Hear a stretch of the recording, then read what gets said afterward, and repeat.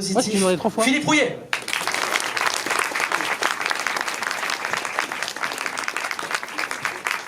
Bonjour à tous, et sans plus attendre, on accueille le héros de cet après-midi, Michael Shannon.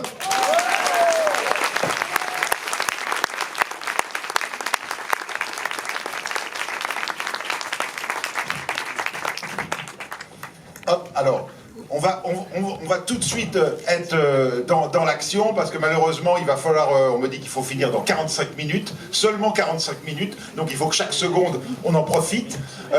Michael Shannon, vous le connaissez, c'est cet acteur absolument incroyable. À Deauville, il est venu deux fois pour avoir le Grand Prix, hein. C'était en 2011 pour Take Shelter, en 2015 avec 99 Homes, et puis il y a quand même...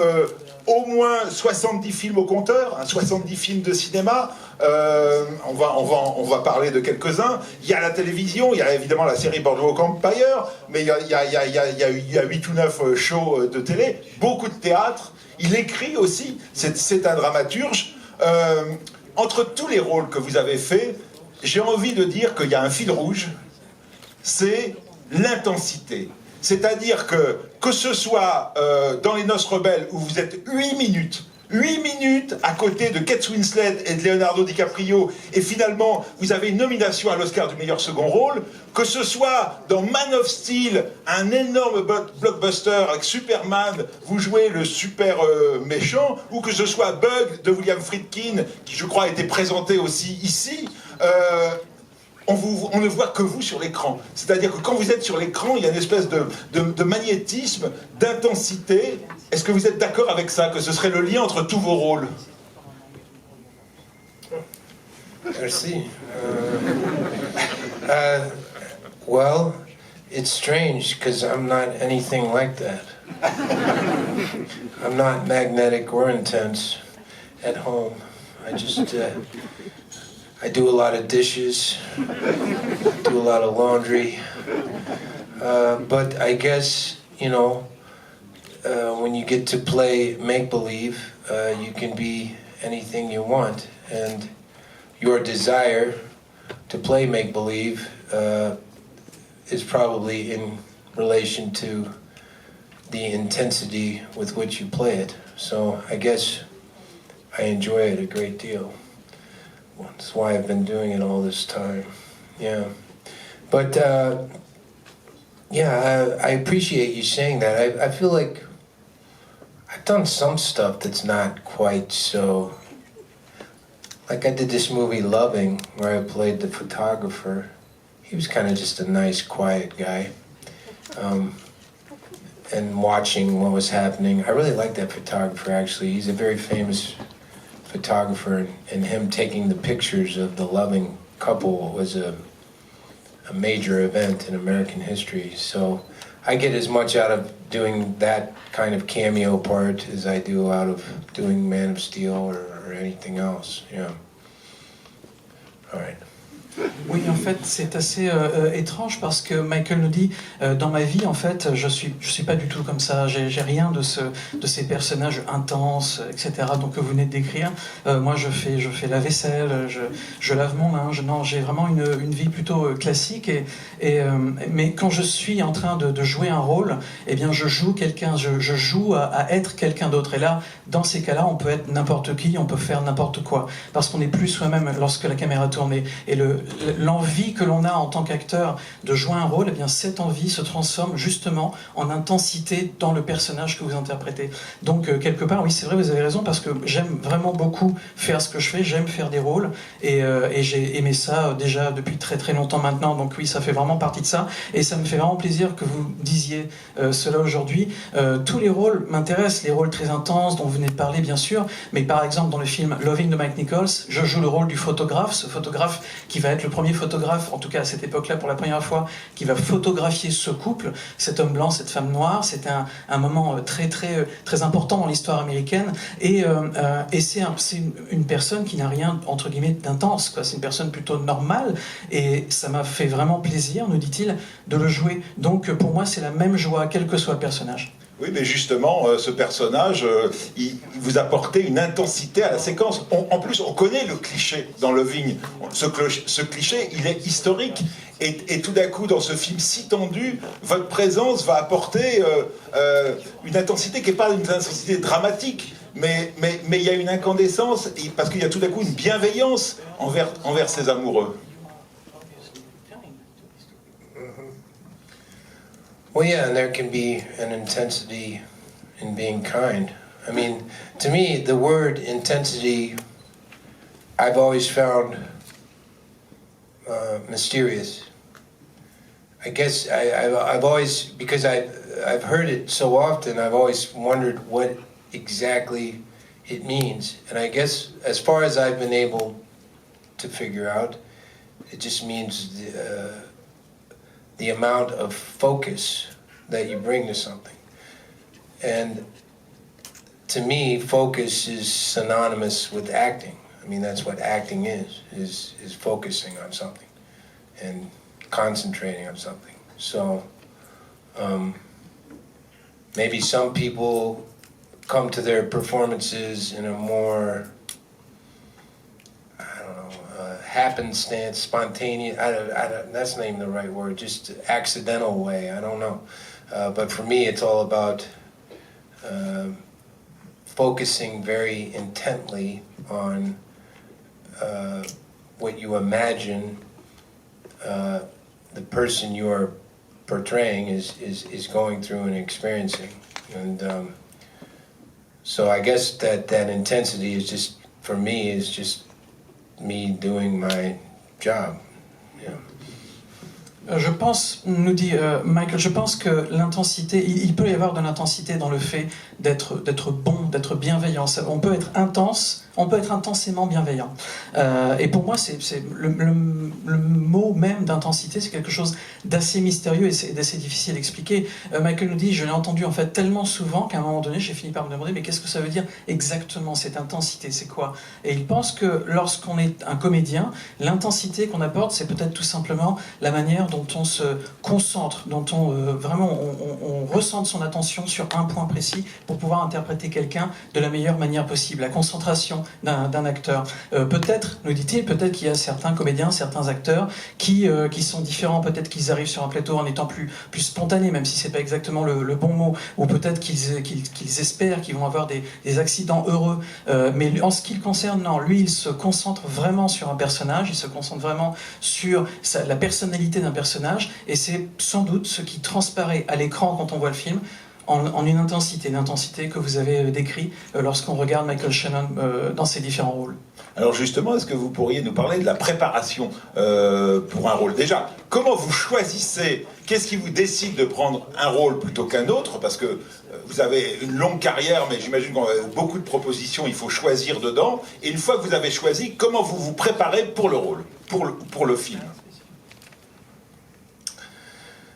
Well, the choices I make have many different reasons and change over time. Like you say, it's been it's been a medium length of time. There's people that have been doing it a lot longer than I have, but a lot of times with film, the understanding I've developed over the years is that it's really about the filmmaker. That I'm most drawn to who's making the film, and do I believe that they are going to make a great film? Because it really is up to the director. So I'm drawn to the people nowadays mostly that I will be working with. But there's been so many different reasons. Sometimes I'm very susceptible to, if somebody says, this is my dream, I want to make this movie so bad, and I just can't imagine anyone else doing it but you. I'm a softie that way. That works, although I'm trying to stop doing that because sometimes it doesn't work out so well. But nowadays, it's becoming even more complicated because, first of all, COVID has made everything different in terms of how difficult it is to go do something now, and so in some ways how dangerous it can be. You know, you really want to make sure that it's worthwhile. And then also the amount of platforms or streaming services. There's just so much content right now, and a lot of it's not even film necessarily. A lot of these series, like everything is a series now, and I don't know how I feel about that. I've done a few of them, and for the most part, I've enjoyed the ones I've done. But I'm not sure.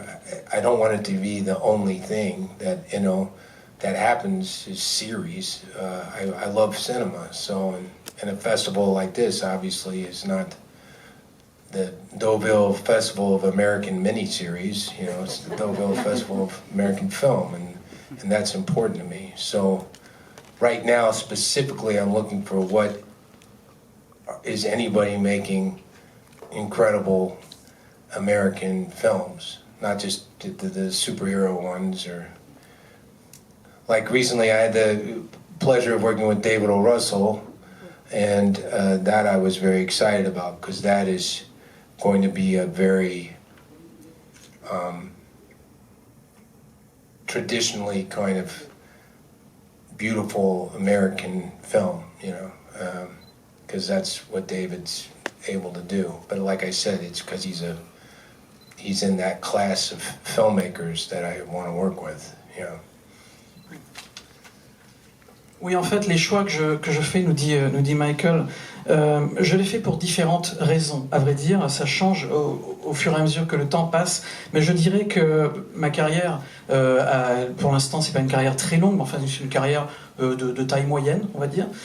Et bien souvent, en fait, ce qui m'attire vers un projet en particulier, c'est le réalisateur, c'est la personne qui va faire le film. C'est ça, je suis attiré aujourd'hui par l'humain, nous dit Michael. Est-ce que la question que je me pose, c'est est-ce que ce réalisateur-là, est-ce que cette équipe-là va faire un bon film? Et si la réponse, je pense, est oui, alors je suis intéressé par le film. C'est vraiment ce qui m'attire tout de suite, c'est les gens, c'est les réalisateurs.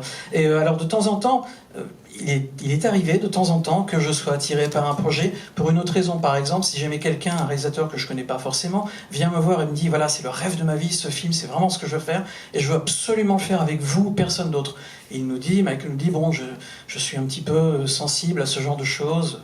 Et alors je dis oui, mais parfois c'est pas une très bonne idée quand je regarde le résultat. Donc vraiment aujourd'hui, et puis il nous dit ce qui se passe aussi, c'est qu'aujourd'hui le monde est plus compliqué. Le monde de la production, le monde tout court est plus compliqué à cause, par exemple, du Covid. Tout est beaucoup plus difficile et même à un certain niveau, tout est devenu beaucoup plus dangereux. Donc, alors on se pose la question quand on reçoit un projet, est-ce que ça vaut le coup vraiment? Est-ce que le jeu en vaut la chandelle? Et puis aussi, aujourd'hui, il y a eu un autre aspect qui a beaucoup changé, c'est tous les services de streaming, tous les services de vidéo à la demande qui font qu'il y a quelque part de plus en plus de contenu, mais aussi de moins en moins de films, de plus en plus de séries télé. Alors il nous dit, j'ai fait moi-même des séries télé, qui étaient très bien, mais en l'occurrence, je veux pas non plus que les séries télé remplacent complètement le cinéma, parce que c'est pas ce vers quoi moi je tends. Et aujourd'hui, par exemple, j'imagine, nous dit que tout le monde le sait, parce que le festival de Deauville, c'est le festival du cinéma américain, c'est pas le festival de la série télé américaine. Et donc voilà, il veut absolument essayer de rester sur des films, même au sens le plus traditionnel du terme, et quand il parle d'un film au sens traditionnel, il pense par exemple à quelqu'un avec qui il vient de passer un très bon moment, professionnellement parlant, c'est David O. Russell. David O. Russell, quand il lui propose un film, forcément, Michael est très excité. Il a envie de le faire parce qu'il sait que David O. Russell est un réalisateur qui est attaché à cet aspect traditionnel vraiment du film américain, comme on l'entend et comme on l'aime. Donc voilà, c'est ce qui l'attire vers des rôles aujourd'hui. Alors, à propos de collaboration avec un grand metteur en scène, on pense évidemment à Jeff Nichols, puisque Jeff Nichols, vous avez été dans tous ses films, y compris dans un clip qu'il a fait sur le groupe Lucifero. Donc, je veux dire, vous êtes de tous ces projets. On parlait de Loving tout à l'heure, vous avez ce petit rôle, hein, une séquence, la séquence du photographe. C'est pareil dans Mud, vous jouez le frère d'un des gamins et vous avez très peu de minutes de temps à l'écran. Et dans les trois autres, dans Shotgun Stories, dans Take Shelter et dans Midnight Special, vous avez un très grand rôle. Alors, est-ce que vous pourriez nous parler de cette rencontre avec Jeff Nichols, puisque vous étiez là sur son premier film, sur Shotgun Stories, comment vous êtes rencontrés et comment ça a évolué, comment cette idée assez folle de dire « je serai dans tous tes films », où lui vous a dit « vous serez dans tous mes films, tu seras dans tous mes films ».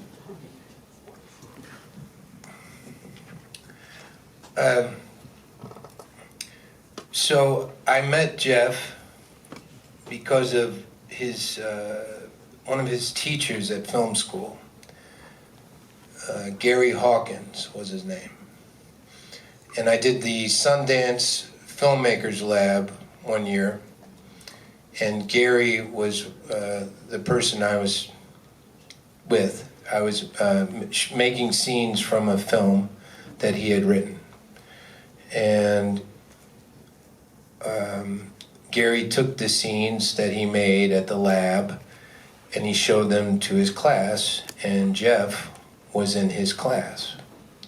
And after class, Jeff came up to Mr. Hawkins and said, I really enjoyed those scenes, Gary. They're very nice. I noticed that Michael Shannon was in them. And Gary said, yes. And Jeff said, do you know how to get a hold of him? And Gary said, well, I don't know, Jeff. I suppose I could get a hold of him. Why? And Jeff said, well, I wrote a script that I want him to read. And so Gary kind of sheepishly left me a message and said, I have this kid in my class. He wants to send you a script. I think he's pretty bright. I don't know. I don't want to bother you, but do you mind reading it? And I said, yeah, sure, send it. Why not? And so I read Shotgun Stories, and I thought it was one of the best screenplays I'd ever read. So I agreed to do the film, and I went down and I watched this young man who just gotten out of film school make this film. And I was just incredibly moved by Jeff, always. His dedication and his discipline. And he got all these people to show up and make this movie for free, basically. The only thing he had money for was the film and the camera. That was the only thing he had money for. And he didn't even have the money to get the film developed. So he shot the entire film, no dailies. He had no idea. When we all left town, he had a bunch of film cans in his father's office at the furniture shop. He had no idea what he had. He hadn't seen any of it. And he had to raise the money just to get it developed so he could look at it. And then he spent God knows how long editing it, I think a year or so. Couple of years. And I just thought, if somebody's that willing to go through that much agony to make a movie, then that's who I want to work for, because that means they're not messing around. It really means something to them. And the thing that's amazing about Jeff's career is each movie exponentially grows in size and scope. You know, you start with this movie that was made for a few $1,000, and then Take Shelter is a little bigger scale, and then Mud, and then Midnight Special, and now the next, and Loving, and now the next thing he wants to do is even bigger than that. It's a giant movie, and it's just very impressive how he deals with people and how he walks into rooms, says, this is what I want, and I'm not going to compromise, and if you won't help me do it, I'll find somebody else who will. And it's just, and he's a very nice man. He's a very gentle man, but he knows his vision is so strong that to me that's the quality I look for most in somebody I'm working with. En fait, j'ai réalisé Jeff parce qu'à l'époque, il y avait une école de cinéma et il y avait un professeur qui s'appelait Gary Hawkins. Et en l'occurrence, j'y allais, je le connaissais bien. Et puis j'avais fait 2-3 choses avec lui. J'avais notamment participé à des petites scènes que Gary avait écrites. Et notamment une scène pour le Sundance Lab auquel donc on avait participé. Et à ce Sundance Lab, dans la classe, dans le groupe de Gary, il y avait ce jeune homme qui s'appelle Jeff Nichols, et il a fait voir donc les séquences qu'on avait fait ensemble. Et puis après, à la fin de la classe, il est allé voir Gary Hawkins. Il lui a dit j'ai vraiment bien aimé les scènes que vous nous avez fait voir. Alors Gary lui a dit bah, merci, c'est gentil. Et puis il y a un certain Michael Shannon dans vos scènes. Alors il a dit si, en l'occurrence, oui, effectivement. Est-ce que vous savez comment je peux rentrer en contact avec lui, lui poser des questions? Oui, sans doute, mais pourquoi? Bah parce que j'ai un scénario et j'aimerais bien qu'il le lise, donc peut-être que vous pourriez le contacter. Et en l'occurrence, Gary a contacté Michael Shannon. Il l'a contacté, il l'a appelé, il lui a dit écoute, il y a un petit jeune là dans ma classe, je crois qu'il est assez doué, il a écrit un scénario, est-ce que tu veux le lire? Alors il l'a lu, et le scénario, c'était le scénario de Shotgun Stories. Et Michael nous dit, quand il l'a lu, il a vraiment eu la sensation que c'était le meilleur scénario qu'il a jamais lu à ce moment-là. Donc il était vraiment impressionné. Et puis alors il a rencontré ce très jeune homme qui était fraîchement sorti d'école, et tout de suite il y a eu quelque chose qui s'est passé. Il nous dit il a toujours été ému par Jeff, par la manière dont il parle, par la manière dont il a une très très forte discipline. Quand il veut faire quelque chose, il sait exactement quoi faire, où aller, et il le fait, et il reste droit. Et c'est quelque chose qui l'a toujours vraiment touché. Et puis il nous dit lorsqu'on a fait ce premier film ensemble, Jeff, en fait, il n'avait pas d'argent, il n'avait rien.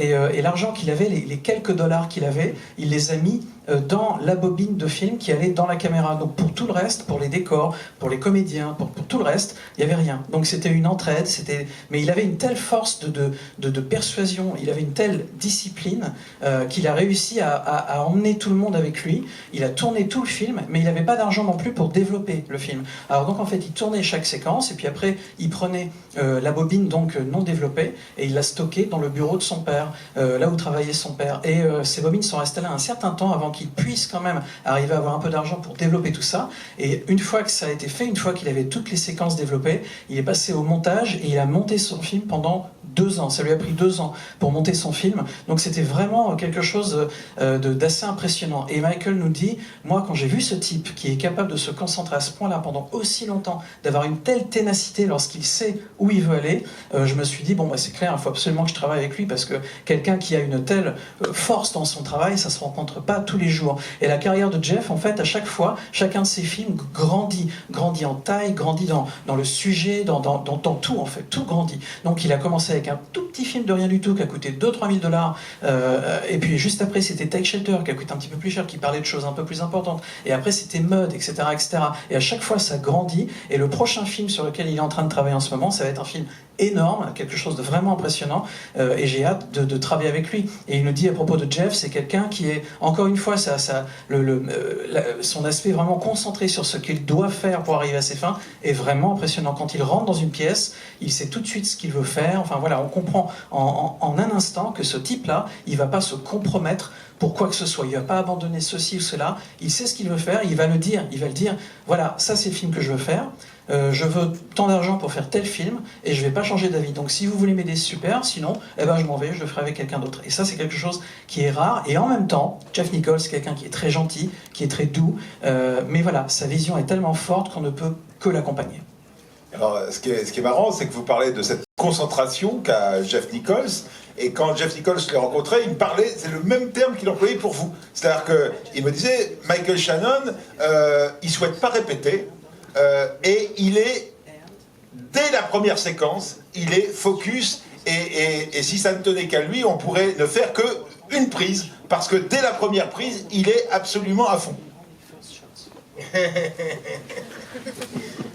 Oh, God. Well, I don't know.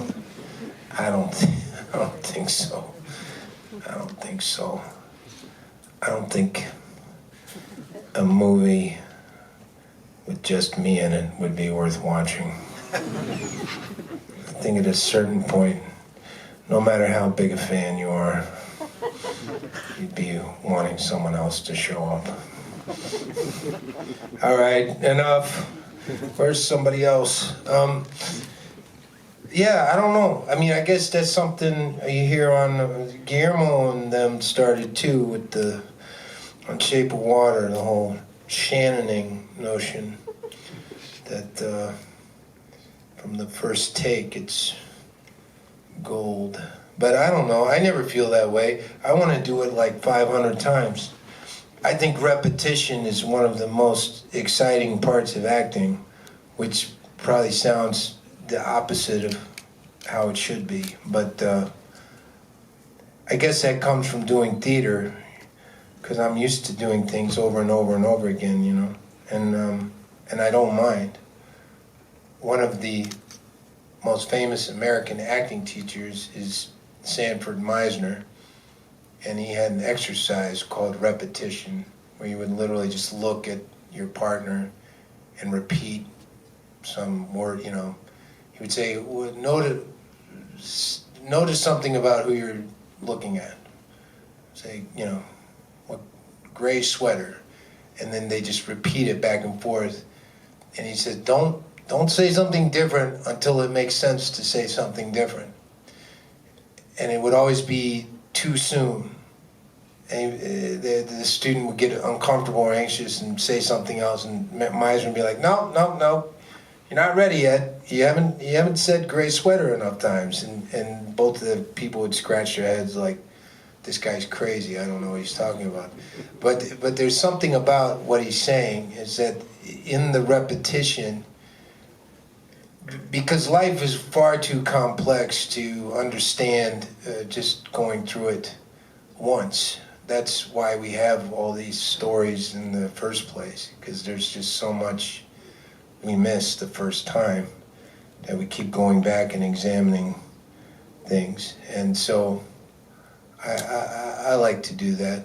I guess that's what I like to do, because I keep doing it. Yeah. Pour lui, il n'est pas exactement d'accord avec ça. Lorsque Jeff dit un film avec seulement Michael Shannon, en fait, ce serait hyper simple à faire et tout.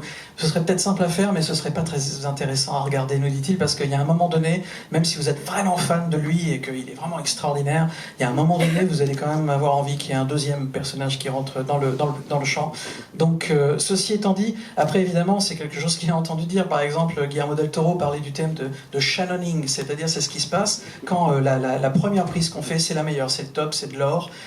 Donc voilà, c'est un truc qu'il avait développé pendant le tournage de Shape of Water. Mais lui, il nous dit, ça ne le dérange pas du tout de répéter encore et encore. Ça lui vient de son expérience du théâtre, parce qu'au théâtre, évidemment, on joue la même scène encore et encore et encore. Et lui, il nous dit, vraiment, ça ne le dérange pas, ça fait partie de son métier, c'est aussi quelque chose qu'il apprécie tout simplement en tant que comédien. Mais il nous dit, par exemple, qu'il se rappelle d'un cours de cinéma, un cours d'acting qui était célèbre avec le professeur Meisner. Et lui, il avait une classe qui s'appelait, enfin, en tout cas un exercice qui s'appelait cet exercice de répétition. Et donc, il prenait deux comédiens, il les mettait l'un en face de l'autre, et à un moment donné, il disait à un des deux, par exemple, alors là, je veux que tu te concentres sur un aspect vestimentaire, visuel, de la personne qui est en face de toi. Et une fois que c'est fait, alors par exemple, un pull gris. Et une fois que c'est fait, je veux que tu répètes pull gris. Que tu le répètes jusqu'à ce que ça fasse sens, jusqu'à ce que tu comprennes vraiment ce que tu es en train de dire. Et répéter pull gris, pull gris, pull gris. Et en fait, la plupart des élèves, des étudiants ne comprenaient pas exactement où est-ce qu'ils voulaient en venir. Mais ce fait de répéter, à un moment donné, il se passait quelque chose. Et ils commençaient à comprendre. Mais c'était jamais assez tôt pour le professeur, pour Meisner. C'était jamais assez tôt. Lorsque l'étudiant commençait à dire « Ah oui, je crois que je comprends », tout de suite Meisner disait « Non, t'as pas compris. Il faut le dire encore et encore et encore. Et il y a vraiment quelque chose, encore une fois, pour lui qui se passe. Donc voilà, répéter, c'est un exercice qui est très intéressant. Il pense qu'il peut aller quelque part. C'est pour ça qu'il y a des histoires, c'est pour ça qu'il y a des films, c'est pour ça qu'on peut, l'espace d'une heure ou deux, vivre la vie de quelqu'un d'autre et peut-être comprendre d'autres choses qu'on ne comprendrait pas si on vivait simplement notre vie. En tout cas, c'est le point de vue de Michael Shannon. Alors, à propos de répétition, il y a dans votre film, dans votre carrière, un film emblématique, c'est peut-être le premier grand film qui va compter dans votre carrière, qui est Bug de William Friedkin, parce qu'en fait, au départ, c'est une pièce de théâtre que vous jouez, et Friedkin voit la pièce de théâtre, il connaît le dramaturge Strasilens qui l'a écrite, et il décide d'en avoir les droits pour le cinéma, et il dit, il y a une chose dont je suis sûr, c'est que je veux garder ce gars qui joue le rôle masculin, Michael Shannon. Il n'est pas connu, mais je vais me battre. Effectivement, Friedkin s'est battu pour vous imposer à la production, parce qu'il disait, je veux pas un Keanu Reeves ou quelqu'un comme ça, je veux Michael Shannon. Et à vous, il vous dit, alors vous l'avez joué 200 fois au théâtre, et maintenant, je voudrais que vous me proposiez autre chose pour le cinéma. Alors, est-ce que vous pouvez nous raconter cette aventure incroyable de Bug, où vous le jouez 200 fois au théâtre, où vous renouvelez, j'imagine, quand même chaque soir, et il y a tout d'un coup Friedkin qui dit, il faut encore trouver autre chose pour le cinéma. Yes, I'm very grateful to Mr. Friedkin for doing that. It was unusual to go from the theater to the film. Obviously, they're very different.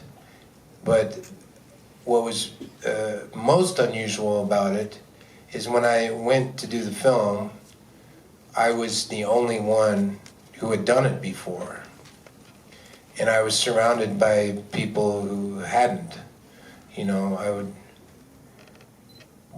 go to rehearsals with Ashley, and we only had we didn't have much time to rehearse, maybe a few days. And when I would do the play, whoever was playing Agnes, we'd get weeks of rehearsal. And Agnes is as complicated, if not more complicated, than Peter. I mean, it's an incredible part for an actress, and a lot to think about. And I had been used to doing it with some of the finest actresses on stage I'd ever worked with, you know. But I was so impressed with how quickly Ashley Judd figured it out, because she did not get all that time, and I was really struck by her her ability to do that. But sometimes it was kind of lonely. It was like doing something that I had done with a bunch of friends, but now I'm doing it with a bunch of strangers. And all people that I liked a great deal, but, you know, it was kind of, there were things that I felt like I knew about the material just because I'd done it so many times, and the other people didn't necessarily have that, you know, information because it was new. But having said that, it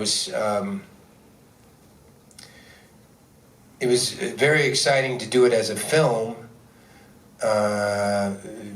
because it was much more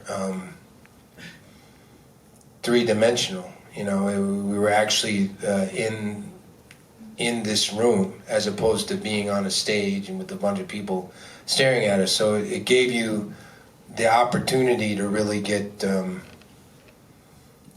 trapped inside of that space. And I appreciate that Friedkin didn't open it up too much, you know, because a lot of times when somebody turns a play into a movie, they think, oh, it can't just all be in this room. We've got to go outside, and we've got to, because people will get bored or whatever. But it was really crucial with that particular story to keep it in the room. And he made some exteriors, a couple in the beginning and the end, but he was faithful to the vision of the play, which I really appreciated. Yeah. Oui, en fait, Michael nous dit qu'il est très, enfin, il a beaucoup de gratitude envers William Friedkin parce que c'était assez inhabituel pour lui d'avoir un rôle d'abord qu'il connaissait donc très bien au théâtre et de l'amener vers le film. Forcément, ce sont deux choses qui sont vraiment très différentes, même si l'histoire est la même, même si les personnages sont les mêmes, ce sont vraiment deux choses différentes.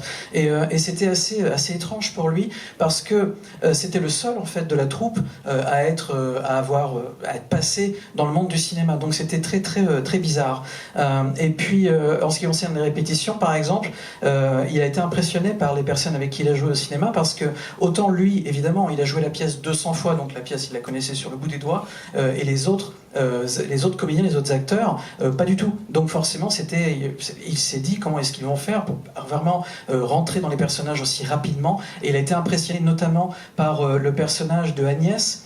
Dans la pièce, il y a donc deux personnages, Peter et Agnès. Et Peter est un personnage complexe, mais Agnès, c'est un personnage encore plus complexe. Donc c'est vraiment difficile pour un comédien de rentrer dans ce rôle-là. Et il nous dit, la comédienne qui joue Agnès, donc Ashley Judd, elle a vraiment été impressionnante en très peu de temps. Et cela même en nous disant que les comédiennes avec qui il a joué au théâtre, c'était vraiment de très bonnes comédiennes qui étaient très douées. Mais Ashley Judd a vraiment réussi à rattraper comme ça, à rentrer dans son personnage très vite en très peu de temps. Donc voilà, il a vraiment été impressionné par rapport à ça. Il nous dit après, bon, alors évidemment sur le tournage, c'est vrai que de temps en temps je me sentais un peu seul, j'avais un peu l'impression d'être de côté parce que vraiment mon expérience était très différente, qu'on attendait peut-être quelque chose de différent de moi. Et puis c'était bizarre après avoir joué autant de fois pendant aussi longtemps cette pièce, forcément les autres comédiens autour de nous, ça devient des amis, donc j'étais en train de jouer avec des amis, des copains, et puis tout à coup je rejouais la même histoire mais avec des personnes qui m'étaient quand même foncièrement étrangères, et c'était parfois un peu bizarre, il y avait comme un léger décalage, mais c'était quand même tout à fait intéressant pour moi, nous dit-il, de faire ce film, en tout cas de porter cette histoire sur le médium film, parce que ça apporte quelque chose de tridimensionnel. Quand on est sur une scène de théâtre, bien sûr on a un décor, mais à un moment donné il y a un des endroits de ce décor, c'est un trou avec plein de gens devant, un peu comme tout de suite, et tout à coup quand on est dans le décor du cinéma, eh bien, ce public, ce mur qui n'existe pas, là il existe et on est vraiment enfermé entre guillemets dans la scène qu'on est en train de jouer. Ça apporte quelque chose de nouveau et forcément de très excitant pour un comédien. Et puis Friedkin en fait, et d'ailleurs il nous dit, vraiment je le remercie par rapport à ça, il y a beaucoup de réalisateurs, vous savez, quand ils adaptent une pièce de théâtre, ils vont se dire, bah alors voilà, là on était sur une scène, voilà, l'endroit est forcément fermé, et là maintenant qu'on filme, on peut faire un peu ce qu'on veut, donc on va sortir, on va faire des scènes ici, dans la rue, ici, et là non, il a tenu à garder cette histoire dans un monde, dans un lieu clos. Et donc on est vraiment enfermé. Il y a quelques plans extérieurs au début et à la fin du film, mais la majorité du film reste à l'intérieur de la pièce où tout se passe. Et pour ça, il trouve que Friedkin a vraiment fait du bon travail. Alors, à propos de la spécificité du langage cinématographique, je voudrais revenir sur l'ouverture d'un film que à Deauville on connaît bien, puisqu'il a eu le Grand Prix en 2015, c'est 99 Homes. Et l'ouverture du film, c'est un plan séquence. C'est un plan séquence où vous êtes donc, vous jouez le rôle de ce Rick Carver qui doit expulser des gens dans leur maison saisie par la banque. Et là, la personne que vous devez expulser s'est suicidée dans la salle de bain. Et il y a ce plan d'ouverture de 3 minutes où vous êtes là, où vous regardez ce corps, c'est presque muet, mais l'intérêt c'est que ce soit tourné en plan séquence, parce que évidemment dans un plan séquence il n'y a pas de pause, il y a une intensité, et cette intensité décuple l'intensité de votre jeu, parce que vous êtes là, votre regard est presque indéchiffrable. Et en fait, on va passer tout le film à essayer de comprendre qui est ce personnage, qui est là. Est-ce que ça vous intéresse de tourner en... Je voudrais que vous reveniez sur la jeunesse de cette séquence et au-delà. Est-ce que ça vous intéresse de tourner en plan séquence? Est-ce que peut-être c'est un héritage du théâtre, où évidemment on ne fait pas de pause dans une représentation? En tout cas, est-ce que vous préférez le plan séquence ou des séquences plus découpées?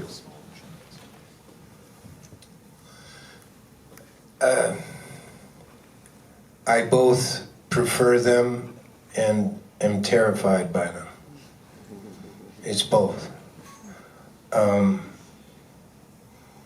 Having done theater, I am used to being up in front of people for a long period of time with nowhere to hide. But that's not being filmed. And with a shot like the beginning of 99 Homes, I know that whatever take Ramin uses is going to be what anybody sees anytime they see the film. And so that stresses me out. And I know how important it is. And I remember when Ramin told me he wanted it to be one shot, I instantly understood why. It couldn't have been any other way, but I was also angry about it because I knew that I was going to have to get every frame right, and there's so much going on.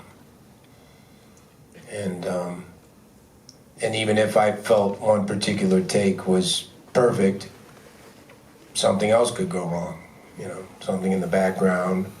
There's just so many things that can go wrong in a frame. You know, every frame is like a painting, and sometimes you get lucky and it just perfectly situates itself and becomes exactly what you want it to be. Sometimes that happens because you've prepared and you make it happen. But to have the camera moving like that and going through so many different places, and there's just so many things that can go wrong. So, but it's interesting what you say, because that you're saying that shot makes you wonder from the very out, you know, who is this guy? Who is this guy? And the character is based on a real person that I met and spent time with. Someone that I occasionally still to this day am in contact with. A man who knows this world inside and out, the foreclosures and all that, and has been very successful, but he's also had a great deal of personal tragedy and heartache, and it almost feels like, you know, karma. And he's a very haunted man. When I first met him, he seemed very happy, and now he's kind of destroyed in a way. And so I imagine that Rick is kind of on a similar journey, somewhere between happy and destroyed. But that's where he's heading. It'd be interesting to see Rick now. If there was some sort of sequel, what he'd be doing. But I know that the fellow that I talked to for my research is he's not having much fun nowadays.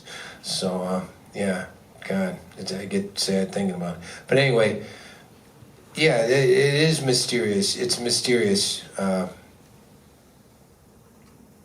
why these people do what they do and how they think they're gonna get away with it. I don't know. Because everything comes back to you some way or another. That's for sure. How are you going to translate that? Thanks, man. En fait, vous parlez donc des plans séquences. À la fois, je les préfère, j'aime faire les plans séquences, mais exactement en même temps, ils me terrifient, me dit Michael.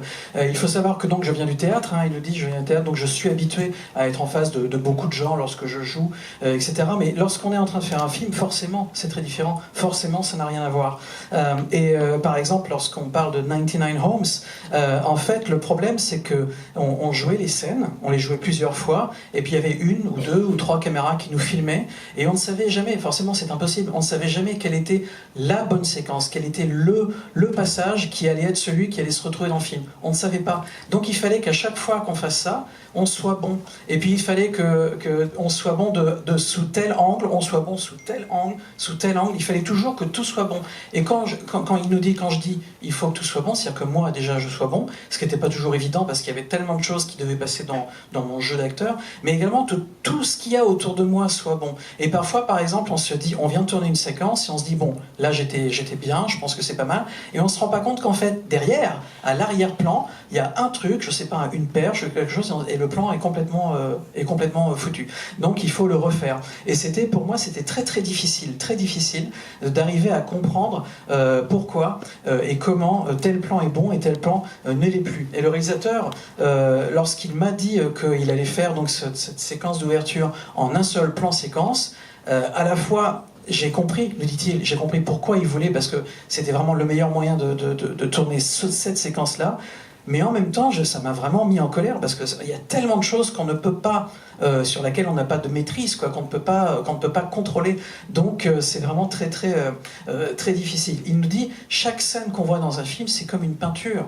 Donc quand la scène est vraiment fermée entre guillemets, que la caméra ne bouge pas, on peut effectivement vraiment se concentrer sur tel aspect. Mais là, en l'occurrence, la caméra, elle bougeait. Il y avait un travelling. Et donc, quand la caméra bouge, il y a tellement de choses qu'on ne contrôle absolument pas que ça devient quelque chose d'extrêmement compliqué. Et donc, il y a beaucoup de choses qui peuvent tout à coup se transformer en cauchemar absolu. Et donc, voilà, encore une fois, pour moi, c'est intéressant.